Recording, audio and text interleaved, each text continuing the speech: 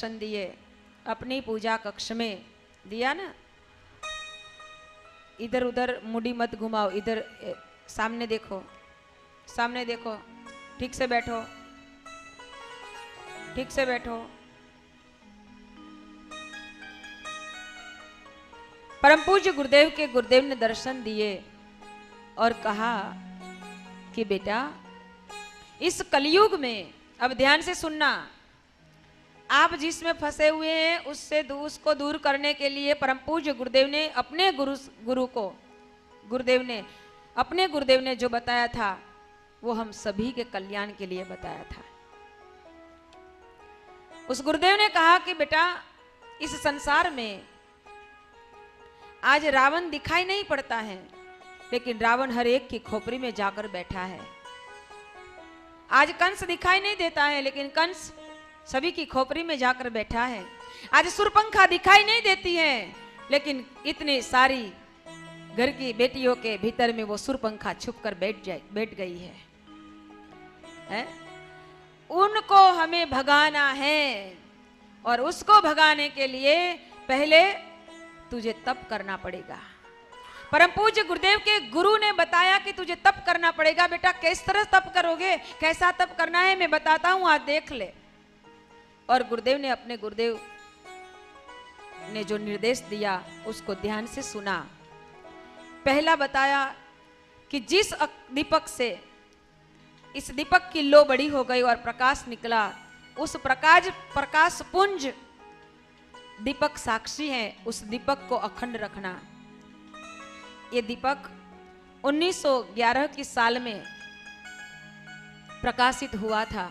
वो आज भी शांति कुंज हरिद्वार में, जन्मभूमि आंबलखेड़ा में, तपोभूमि मथुरा में आज भी अखंड जल रहा है।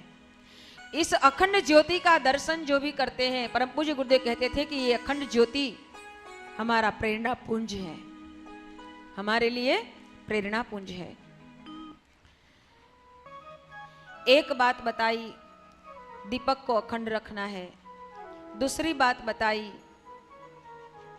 कि आज से तुझे 24 लाख गायत्री मंत्र का एक ऐसा 24 पुरस्चरण करना है।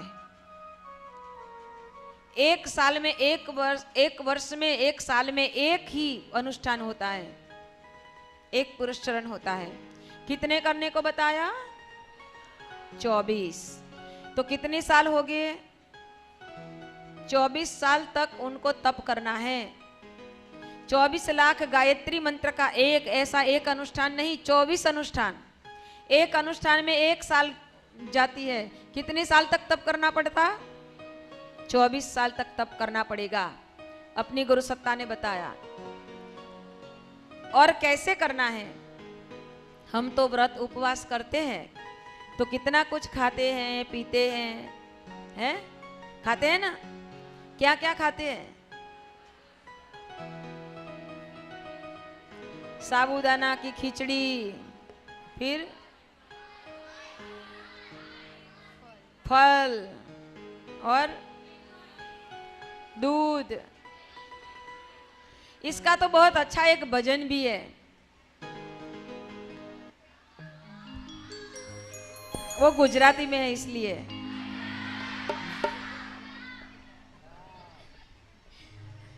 गुजराती में समझाय छे? हिंदी वाला केटला छे? हिंदी वाला केटला छे? बधा हिंदी वाला तो छे।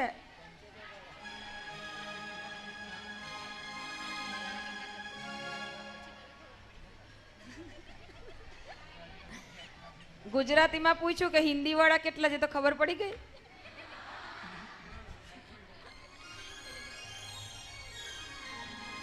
अरे मैं तो आज व्रत कर्यू,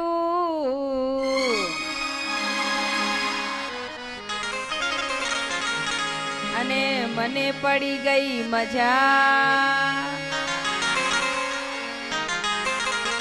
सवारे उठी सिंगोड़ानो शीरो खाधो,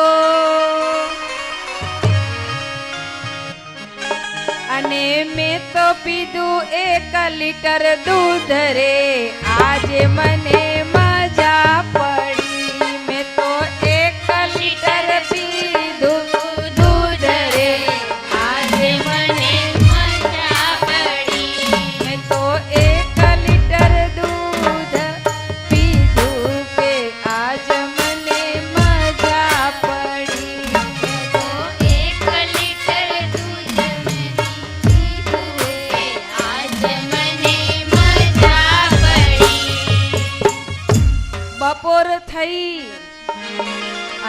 વાગ્યા 12 બાએ બનાવી સાબુદાણાની ખીચડી અને સાથે આપી છે સૂકી ભાજી કે વ્રતની મજા પડી કે સાથે આપી છે સૂકી ભાજી કે વ્રતની મજા પડી સાથે આપી છે સૂકી ભાજી કે આજ મને મજા પડી સાથે આપી છે સૂકી ભાજી કે આજ મને મજા પડી સાબુદાનાની ખીચડીનું તો ઘેન ચડ્યું અને 2 કલાક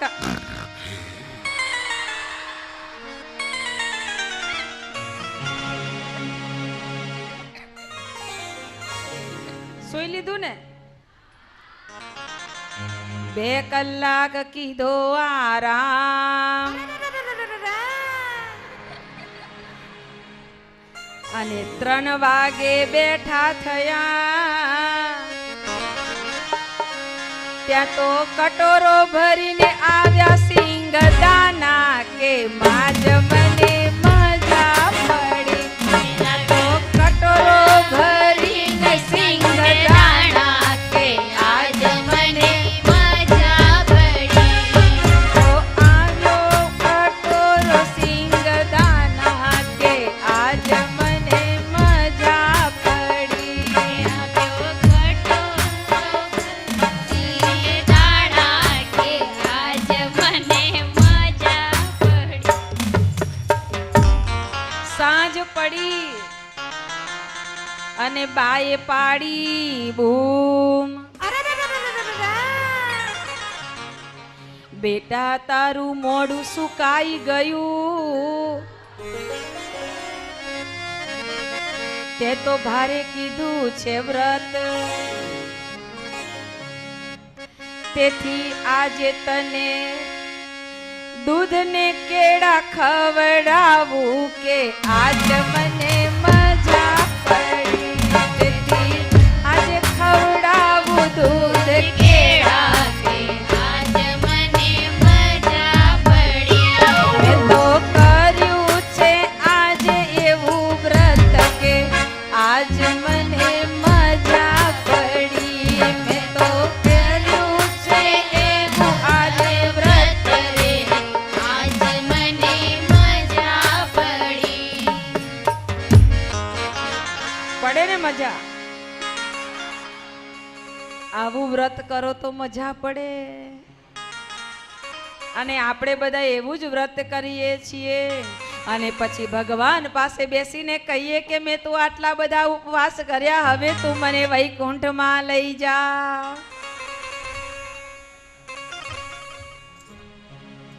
પણ હવે સિરિયસ આપણે તો આટલું બધું ખાઈ અને વ્રત કરીએ ઉપવાસ કરીએ સમજાય છે કોને નથી સમજાતું गुजराती माँ बस चलो हिंदी माँ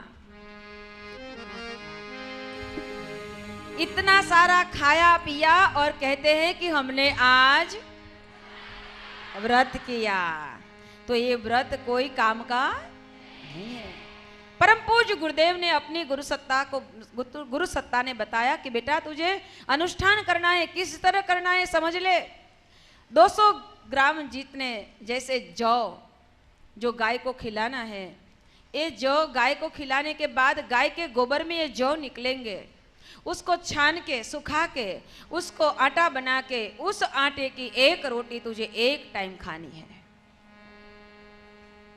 बेटा ये बात को हमें सीरियस से सुनना है बस अब पानी की सेवा बंद अब बैठ जाओ पानी की सेवा अब कोई नहीं करेंगे बैठ जाओ थोड़ा तप करो थोड़ा तप करो अब सुनो बैठ जाओ बहन जी बैठ जाइए अब किसी को पानी नहीं देना है अब आपको भी थोड़ा तप करना है जिस गुरु सत्ता ने तप किया है कैसा तप किया है आप सुनो हम तो 2 घंटे इधर बैठना है, पानी के बिना भी नहीं रह सकते हैं।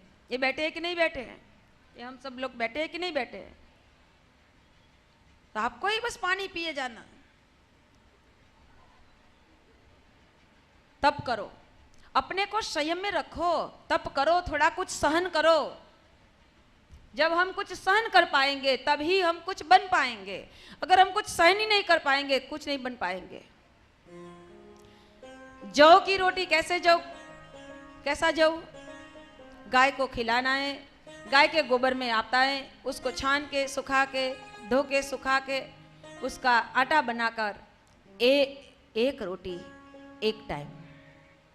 इस रोटी को अगर कुत्ते को दी जाती है ना तो उस रोटी को कुत्ता भी नहीं खाता है। बेटा ऐसी रोटी एक दिन की बात नहीं थी, एक दिन के लिए नहीं। ऐसी रोटी हमारे गुरुदेव ने 24 साल तक खाई है। किसके लिए? हम सभी के लिए, हम सभी के कल्याण के लिए। और ऐसे सुखा सुखा कर अपने जीवन को तपा तपा कर ऐसा बना दिया। रात में 1 बजे उठ जाते थे और अपनी साधना में लग जाते थे। जौ को गाय को खिलाया जाता था, उसके गोबर में जितना निकलते थे उसको ही सुखा के उसकी रोटी बना के हमारे गुरुदेव ने 16 साल की आयु से तप करना शुरू कर दिया। आपको इसी ही उम्र में यहाँ पर बुलाया गया है। आपकी उम्र शायद 15 से 25 के आसपास होगी। इस उम्र में आपको बुलाने का मतलब क्या है? परम पूज्य गुरुदेव ने अपनी गुरु सत्ता ने उसको ढूंढा चुना और कुछ देने के लिए उसको तपाने का प्रयत्न किया। आज आपको भी मानना है कि हमको भी अपनी गुरु सत्ता ने बुलाया है, किसी और ने नहीं बुलाया है। आपको भी गुरु सत्ता ने बुलाया है। क्यों बुलाया है? क्यों बुलाया है? बेटा आपको भी वह गुरु सत्ता कुछ देना चाहते हैं। गुरुदेव ने जब ये जौ की रोटी खानी शुरू की ना, गुरुदेव लिखते थे अपने बिल और वसीयत में। गुरुदेव ने लिखा है कि बेटा जब मैंने जौ की रोटी खाना शुरू किया ना तो मेरी माँ बहुत रोती थी। माँ तो आखिर माँ होती है ना। जब बेटा आप भी देख लो कि आप भी घर में अगर खाने के लिए बैठती होगी और कुछ कम खाया है तो अपनी माँ आपको पूछने लगेगी कि क्यों बेटा, सर दुख रहा है, पेट दुख रहा है, किसी ने कुछ बोल दिया क्या, एक रोटी कम क्यों खाई? माँ का स्वभाव है। माँ आपको कितने प्रश्न पूछ लेगी। क्यों नहीं खाया, ठीक से क्यों नहीं खाया बेटा, खा ले खा ले। अपनी माँ आपको कितना समझा समझा कर खिलाने लगेगी। लेकिन परम पूज्य गुरुदेव कहते थे कि मेरी माँ मेरे सामने खड़ी भी नहीं रहती थी, क्योंकि मैं ये सूखी रोटी खाता था तो माँ का हृदय भर आता था और माँ उसको देख नहीं सकती थी। कैसे देख पाएगी? माँ का अंतःकरण बहुत कोमल होता है। अपने बच्चों का दुख माँ नहीं सहन कर सकती है। वो गुरुदेव कहते थे कि बेटा जब से जौ की रोटी खाना शुरू कर दी तब से हमारी माँ ने अपनी थाली में मिठाई लेना बंद कर दिया। हमारा बेटा अगर इतना तप कर रहा है तो हमारे गले से ऐसा भोजन नीचे नहीं उतरेगा। हमारे गुरुदेव ने हम सभी के कल्याण के लिए तप की शुरुआत कर दी। चलती रही उनकी साधना, चलती रही साधना। कितने सारे विघ्न, बाधाएं, कष्ट, कठिनाइयां आती जाती रहती थी, फिर भी साहस पूर्वक सबको झेल कर आगे चलते रहे, चलते रहे, चलते रहे। कितने सारे कष्ट, कठिनाइयों को झेलते झेलते गुरुदेव अपनी साधना में आगे चल रहे थे। बताया अपनी गुरु सत्ता समय समय पर निर्देश देते थे। अब भारतवर्ष हमारा जंजीरों में बंधा हुआ था, अंग्रेजों का साम्राज्य था, और जब स्वतंत्रता के लिए एक आंदोलन छेड़ा गया तो परम पूज्य गुरुदेव भी उस आंदोलन में सहभागी बनने के लिए निकल पड़े। क्योंकि भारत माता, हम अपनी माता के संतान जरूर हैं, लेकिन हम भारत माता की भी संतान हैं। इस भारत माता की गौरव गरिमा को बढ़ाना हमारा भी कर्तव्य है। हम अपने लिए नहीं जिएंगे, हम औरों के लिए भी जिएंगे। जो स्वार्थ के लिए जीता है उसका मरण होता है, जो औरों के लिए जीता है उसका स्मरण होता है। हम स्वार्थ के लिए नहीं जिएंगे, हम परमार्थ के लिए जिएंगे। बेटियां, आज आप उभर उभर कर आई हैं, एक बात हृदय में लिख देना, हम स्वार्थ के लिए नहीं जिएंगे, हम परमार्थ के लिए जिएंगे, हम परमार्थ के लिए जिएंगे। अपने अंतःकरण में हमारे गुरुदेव की ए वाणी को लिख देना, क्योंकि स्वार्थ के लिए जीने वालों का मरण और परमार्थ के लिए जीने वालों का स्मरण होता है। हमारा स्मरण होना चाहिए, मरण नहीं। मर जाती है पूरी दुनिया, सारी मर जाती है, कौन किसी को याद करता है, लेकिन उनका ही याद आता है, उनका ही स्मरण होता है जो औरों के लिए जीता है। परम पूज्य गुरुदेव 20 साल की आयु थी जब कांग्रेस का आंदोलन चल रहा था। आगरा जिले में भी बहुत सारा गर्मियों का वातावरण बन रहा था, आंदोलन के लिए तेज वातावरण चल रहा था, और हमारे गुरुदेव के भीतर में भी ऐसा, हमारी भारत माता के लिए ऐसा प्यार उभर पड़ा कि हमारा जीवन केवल हमारे परिवार के लिए नहीं होना चाहिए, हमारा कर्तव्य है, हम भारत माता की संतान हैं और भारत माता के लिए भी हम जिएंगे। जब अपनी माता जी को मालूम हुआ कि ये बेटा अब आंदोलन में चलने वाला है, तो उसको एक कोठरी में बंद कर दिया। अब तुझे यहां बैठना है, कहीं नहीं बाहर जाना है। लेकिन परम पूज्य गुरुदेव के भीतर में दर्द था भारत माता के प्रति, इसलिए उसने सोचा कि अब मैं कैसे बाहर निकलूं। दीक्षा दी थी ना, जनोई पहनी हुई थी ना, शाम का समय हुआ, संध्या काल का समय हुआ, वो जनोई को कान पे लपेटा और हाथ में लोटा ले लिया और अपनी माताजी को बुम लगाया, ताई जी ताई जी ताई जी दरवाजा खोलिए, जल्दी मुझे जाना है। समझते हो ना इसका मतलब है? जाना है, जल्दी जल्दी दरवाजा खोलिए। ताई जी ने सोचा कि अच्छा उसको बाहर जाना है, दरवाजा खोला। ऐसा ही लोटा लेकर परम पूज्य गुरुदेव इतने भागे, इतने तेजी से भागे, भागकर आगरा में पहुंच गए और जहां पर कांग्रेस की छावनी डाली गई थी वहां पर उसमें भर्ती हो गए। क्यों? भारत माता की आन मान शान को बचाने के लिए। ऐसे थे हमारे परम पूज्य गुरुदेव, केवल तपस्वी ही नहीं लेकिन भारत माता को उभारने के लिए भी उन्होंने अपना योगदान प्रदान किया। ऐसे हमारे गुरुदेव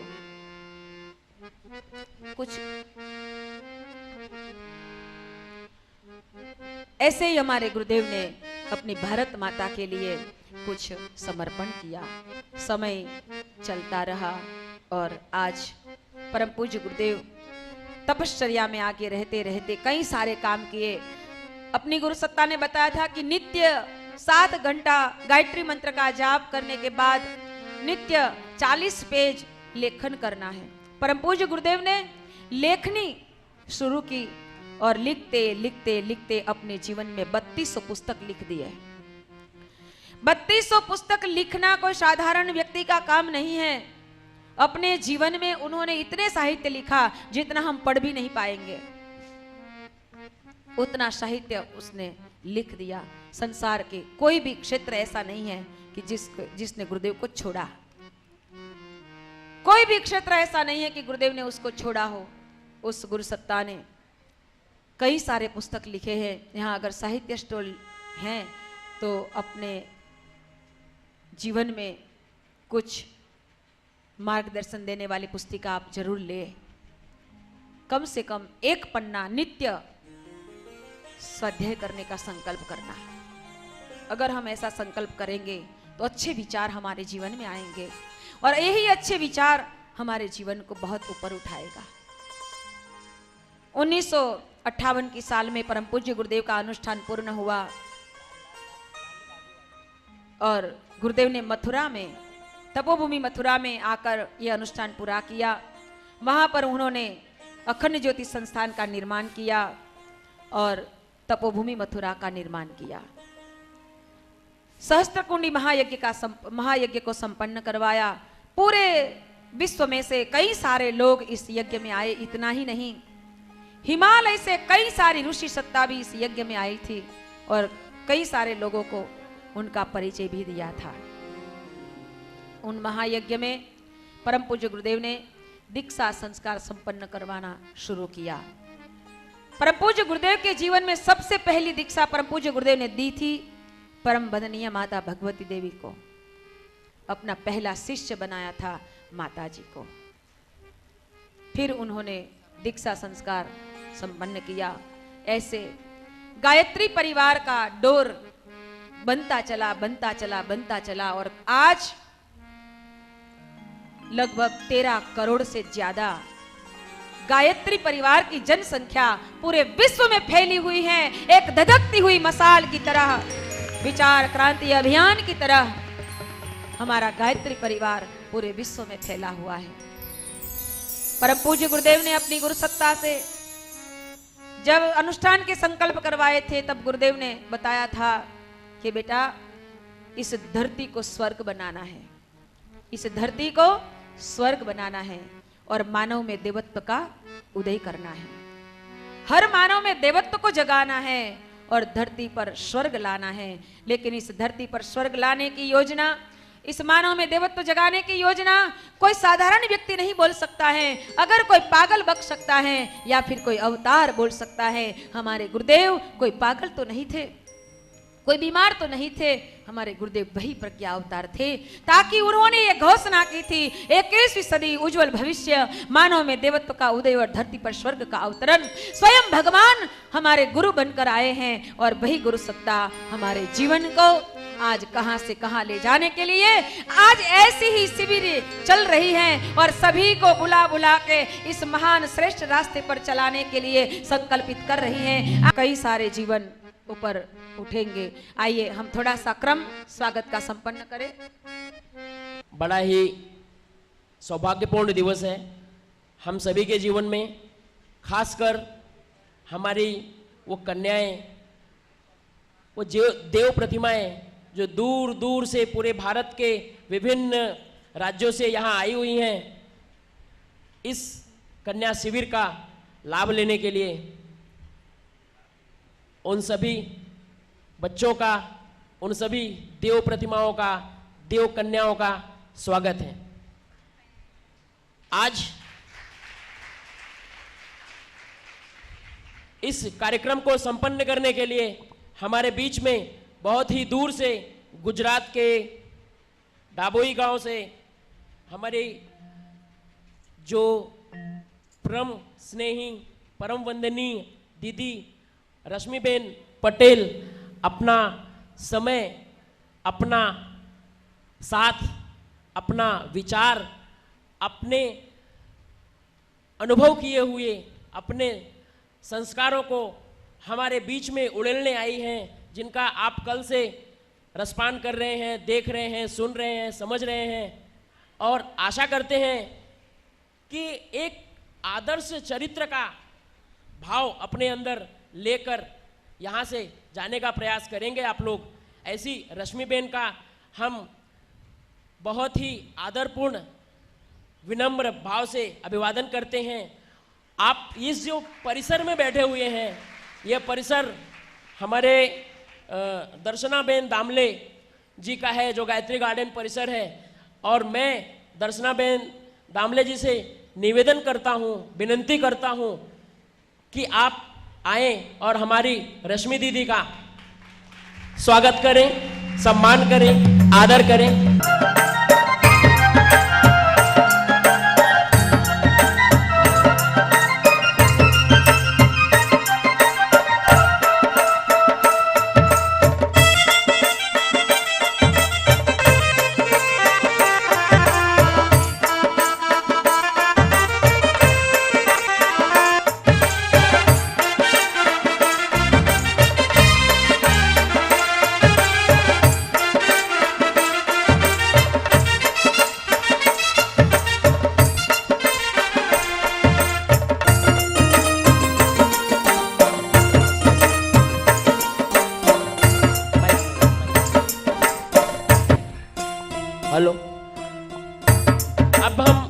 दीप प्रज्वलन के क्रम में आगे बढ़ते हैं।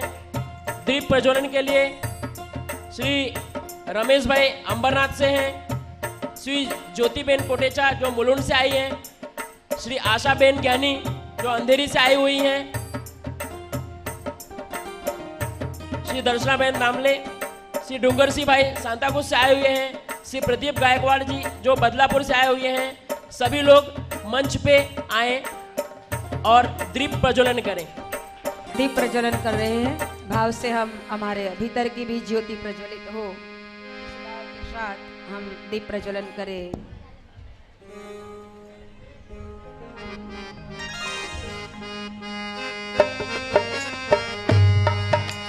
त्रिकालज पावक देवों के हव्यवाह आओ, हमें यज्ञ में लक्ष्य प्राप्ति का संबल दे जाओ। लोक गणों के साथ पधारो, तेज प्रसार करो, ज्ञान यज्ञ में आओ, प्रेरणा प्रदान करो, जन कल्याण करो। ज्ञान यज्ञ में आओ, प्रेरणा प्रदान करो, जन कल्याण करो। ओम शुभं करोतु कल्याण, आरोग्य धन संपदा, शत्रुबुद्धि विनाशाय, दीप ज्योतिर्नमोस्तुते, दीप ज्योतिर्नमोस्तुते। ओम भूर्भुवः स्वः दीपस्य देवतायै नमः।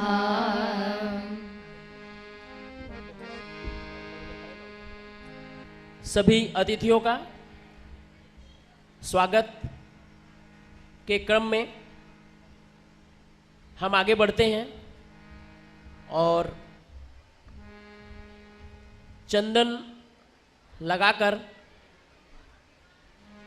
दुपट्टे से पहनाकर स्वागत करेंगे। डीके चौधरी भाई साहब से निवेदन करते हैं कि वो आगे आएं और स्वागत क्रिया को संपन्न करें। डीके चौधरी जी भाई साहब स्वागत करें। चंदन लगाकर, चंदन शीतलता का प्रतीक है, विनम्र बने, शीतल बने। ये जो सभी आदर्श अतिथि को देख रहे हैं हम, ये अतिथियों ने गायत्री परिवार के लिए अपने आप को खपा दिया है। ये हमारे वरिष्ठ हैं, हमारे शुभचिंतक हैं, सद्विचारक हैं। सतत मिशन को किस तरह से आगे बढ़ाया जाए, गति दी जाए, मिशन के कार्यक्रम को किस तरह से संपन्न किया जाए, इस संबंध में चिंतित रहते हैं, विचारशील रहते हैं, कार्यशील रहते हैं और किसी भी कार्यक्रम को सफल बनाने में तन मन धन से सहयोग करते रहते हैं। ऐसे हमारे अतिथि भाव पूजनीय गणमान्य लोगों का हम तहे दिल से स्वागत करते हैं, अभिनंदन